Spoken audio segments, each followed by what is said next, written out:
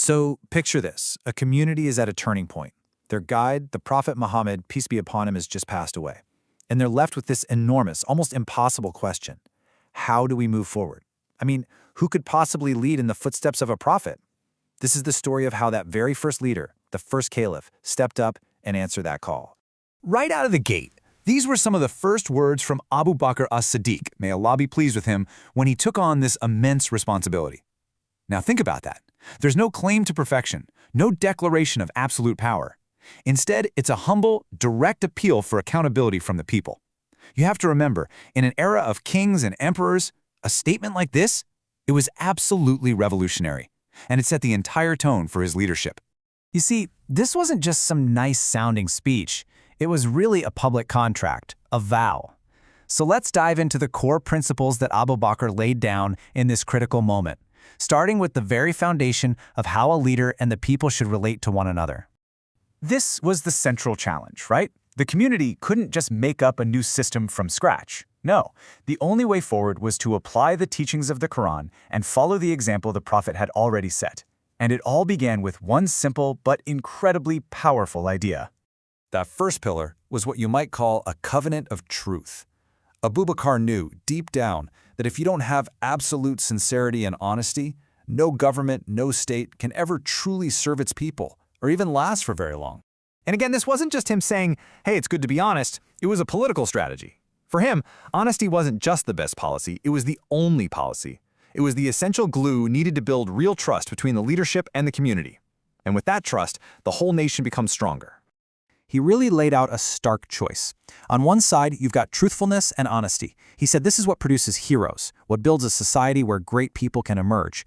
But on the other side, you have dishonesty and betrayal. He literally called this the #1 enemy. He argued that a leader who lies to the people is, plain and simple, a traitor. And there's really no betrayal worse than that. Now, this whole focus on truth was really just one part of a much bigger idea, the belief that the strength, the very survival of a civilization, is directly tied to its moral character. So immorality wasn't just seen as, a bunch of individual bad choices. It was understood as a kind of chronic disease, a sickness that infects all of society. And if you let it spread, it causes everything to weaken and fall apart. Because eventually, nothing is held sacred anymore. And this idea came directly from the teachings of the Prophet, peace be upon him, which Abu Bakr was reminding everyone of. And the warning here is pretty clear. When a society becomes so shameless that immorality is done openly, it opens the door to consequences and problems that they've never seen before. The Quran itself makes this link between moral decay and the downfall of a whole civilization. This verse suggests that when corruption and a defiant rejection of what's right become the norm, especially among the influential, it's a sign that that society is heading towards ruin. These aren't just social issues. They're seen as existential threats. Okay, so you might be thinking, these are some pretty lofty ideals. But here's the thing, they weren't just abstract ideas. We see them come to life in this amazing real-world story about the Caliph himself, right after he took on his new role.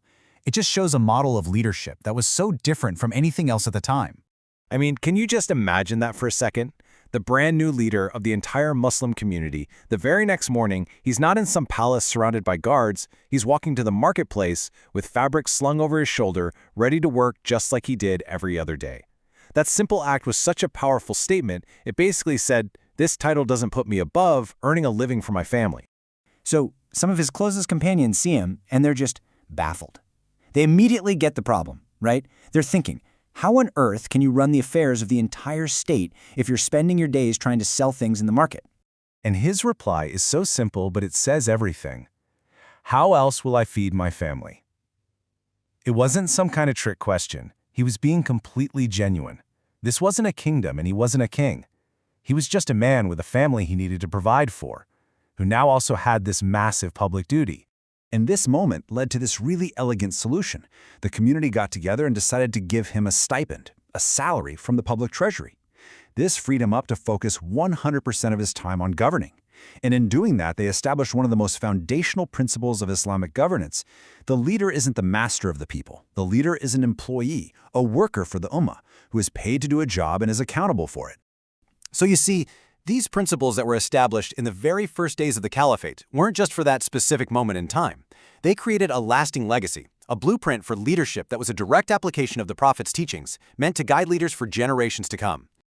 So, to quickly recap, what have we seen? 4 huge pillars of leadership. First, leadership has to be accountable, answerable to the very people it serves. Second, truth is the absolute, non-negotiable foundation for any trust. Third, a society's morality is its shield. Its strength really comes from its character. And finally, governance is a form of humble service. The leader is a public servant, not a ruler. And that really leaves us with a final question to think about. In our modern world where we so often connect leadership with power, with fame, with privilege, what would our communities, our nations, our world look like if we demanded this kind of service, this kind of accountability, truth, and moral integrity from our leaders? And, just as importantly, from ourselves.